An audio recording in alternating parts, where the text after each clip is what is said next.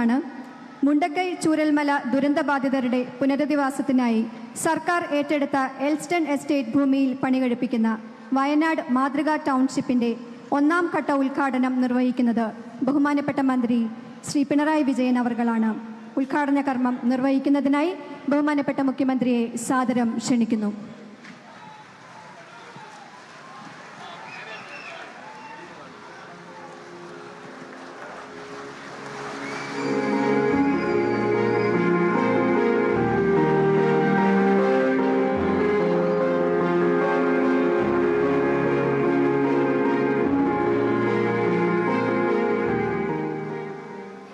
അടുത്തതായി KSFEയുടെ ഫണ്ട് ഉപയോഗിച്ച് നിർമ്മിക്കുന്ന കൽപ്പറ്റ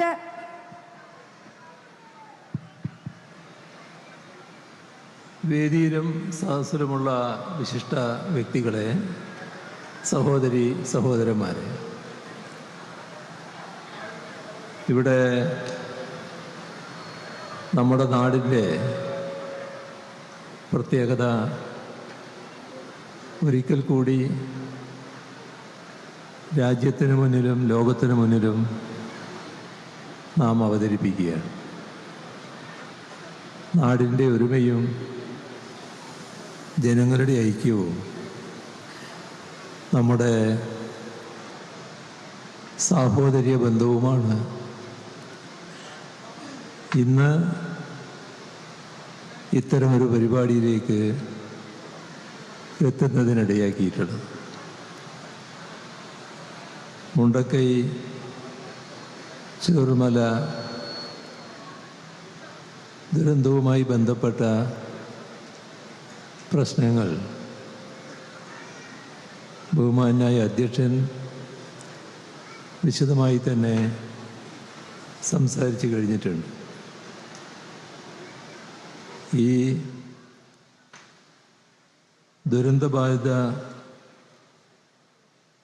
കുടുംബങ്ങൾ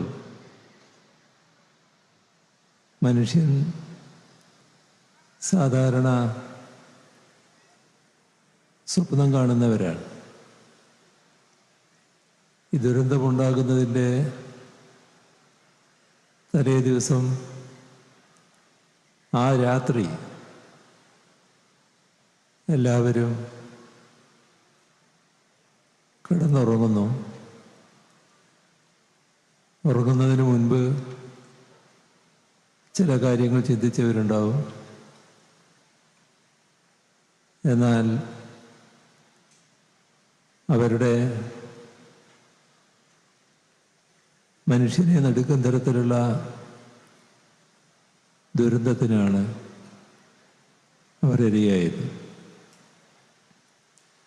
സമാനതകളില്ലാത്ത ഒരു ദുരന്തം. അവശേഷിച്ചവർ ഇവിടെ പറഞ്ഞതുപോലെ ഒരുമിച്ച് ജീവിച്ചവരാണ് ഞങ്ങൾ.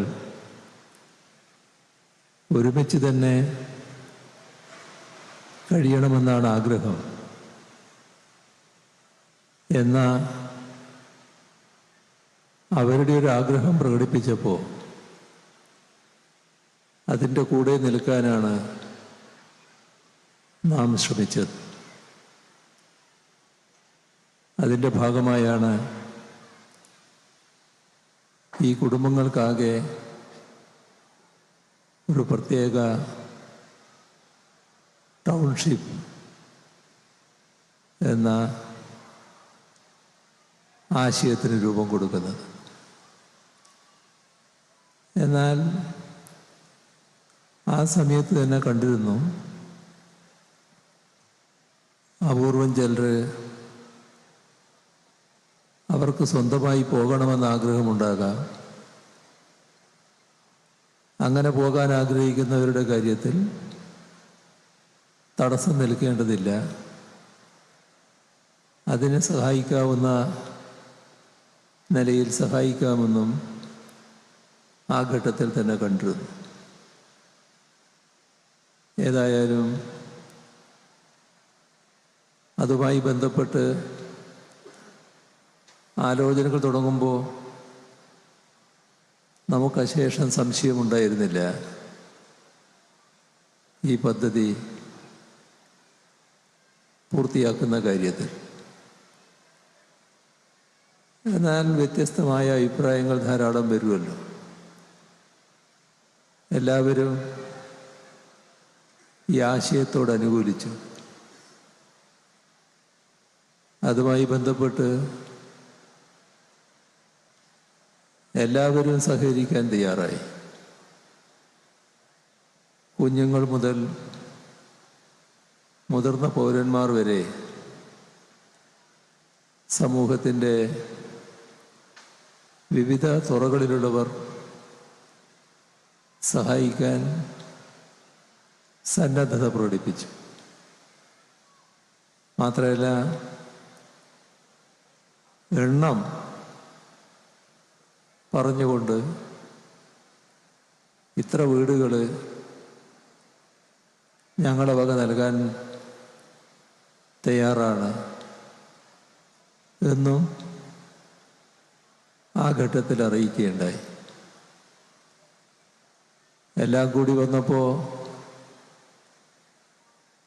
നല്ല നമ്പറുണ്ട്. ആ ഘട്ടത്തിൽ തന്നെ ഒരു കാര്യം വ്യക്തമാക്കിയിരുന്നു. അത് ഈ വീടുകൾ നിർമ്മിക്കുക, ടൗൺഷിപ്പ് നിർമ്മിക്കുക എന്ന വാഗ്ദാനം സംസ്ഥാനം നൽകുകയാണ്. അപ്പോൾ അത് നടപ്പാക്കേണ്ടതാണ്. ഈ നൽകിയ വാഗ്ദാനങ്ങളിൽ ഏതെങ്കിലും കൂട്ടർ അത് പാലിക്കാൻ തയ്യാറായില്ലെങ്കിൽ അതുമായി ബന്ധപ്പെട്ട് അത്രയും വീടുകൾ ഒഴിച്ചിടാനാവില്ല. കാരണം എല്ലാ വീടുകളുടെയും നിർമ്മാണം ഒരേ രീതിയിൽ നടത്താനാണ് നിശ്ചയിച്ചത്. അപ്പോൾ ഏതെങ്കിലും കൂട്ടർ പിൻവാങ്ങുന്നു, അല്ലെങ്കിൽ വാഗ്ദാനം ചെയ്ത് മുഴുവൻ നിറവേറ്റാനാകുന്നില്ല എന്നൊക്കെ വന്നാൽ അതിൻ്റെ കുറവ് വീട് നിർമ്മാണത്തെ ബാധിക്കില്ല. എല്ലാ വീടുകളും നിർമ്മിക്കുക, അത് സംസ്ഥാനം നൽകിയിട്ടുള്ള വാഗ്ദത്തമാണ്. അത് പൂർണ്ണമായി നിറവേറ്റാനുള്ള ബാധ്യത സംസ്ഥാനത്തിനുണ്ട് എന്ന നിലപാട് എല്ലാവരുമായും പങ്കുവച്ചിരുന്നു. ഈ വാഗ്ദത്തം ചെയ്തവരുടെ മുന്നിലും ആ കാര്യം പറഞ്ഞിരുന്നു. ഏതായാലും വാഗ്ദത്തം ചെയ്തവരിൽ ഒട്ടേറെ പേർ മാതൃകാപരമായി തന്നെ അത് നിറവേറ്റാൻ തയ്യാറായി. നല്ല സഹകരണം, നല്ല പിന്തുണ എല്ലാവരുടെയും ഭാഗത്തുണ്ടായി. ഇപ്പോൾ വന്ന കാലതാമസത്തിൻ്റെ കാര്യങ്ങൾ ഇവിടെ പറഞ്ഞു കഴിഞ്ഞു. ഏതായാലും 178 വീടുകൾ നമുക്ക് കൈമാറാവുന്ന അവസ്ഥയിലെത്തിയിരിക്കുന്നു. ഇവിടെ ദുരന്തത്തിൽ ഒറ്റപ്പെട്ടു പോയ 13 പട്ടികവർഗ കുടുംബങ്ങൾ, അവരെ പുനരധിവസിപ്പിക്കുന്നതിന് മേപ്പാടി പുതിയ വില്ലേജ് പരിസരത്ത് 5 ഏക്കർ ഭൂമി ഏറ്റെടുത്തിരുന്നു. അതിൻ്റെ പട്ടയവും ഇന്ന് കൈമാറുന്നുണ്ട്. സാധാരണയായി വീടുകൾ ലഭിക്കുക, അതിൽ താമസം ആരംഭിക്കുക എന്നതെല്ലാം അങ്ങേയറ്റം സന്തോഷം പകരുന്ന കാര്യമാണ്. എന്നാൽ ഇവിടെ നേരത്തെ പറഞ്ഞതുപോലെ ആ സന്തോഷത്തോടൊപ്പം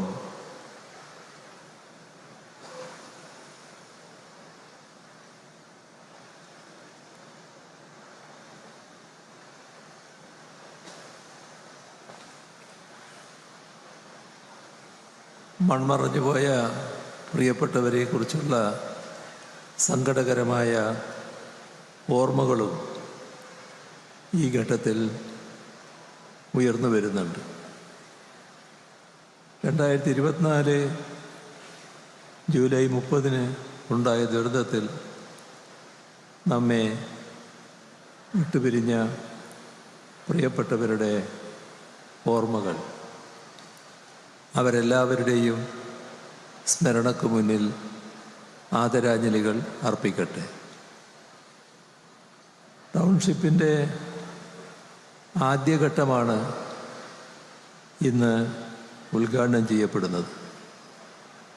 ആദ്യഘട്ട ഗുണഭോക്താക്കളായി 178 കുടുംബങ്ങൾ അവർക്ക് അവരുടെ ഭൂമിയുടെ പട്ടയം നൽകുകയാണ്.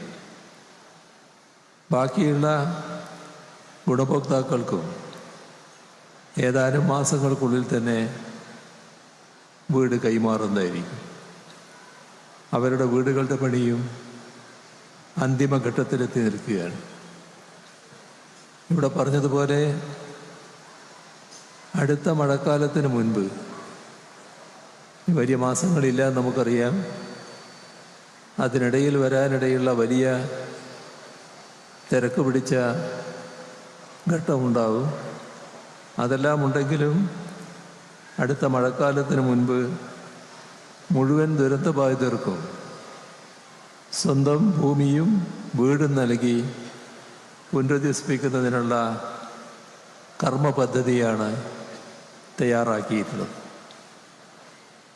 ഇപ്പോൾ നാം ഓർക്കേണ്ട ഒരു കാര്യം, ഒട്ടും എളുപ്പമായിരുന്നില്ല നമ്മുടെ യത്നം എന്ന കാര്യമാണ്.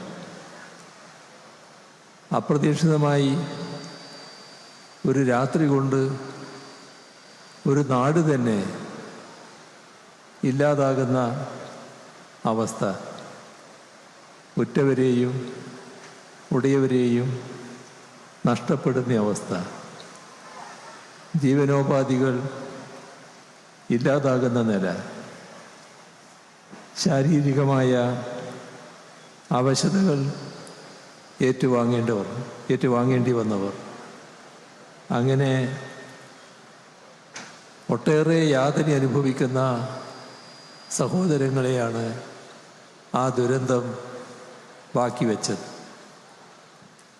ഏത് നാടും പകച്ചു നിന്നു പോകുന്ന ഘട്ടമാണ്. ആ ഒരു അവസ്ഥയിൽ നിന്നാണ് നമ്മൾ ആരംഭിക്കുന്നത്. മരുന്ന് പല രോഗങ്ങൾക്കും പരിഹാരമാണ്.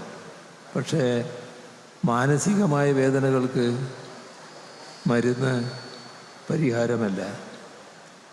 ആ വേദനകളിൽ പരസ്പരം ആശ്വാസമാകാൻ കഴിയും.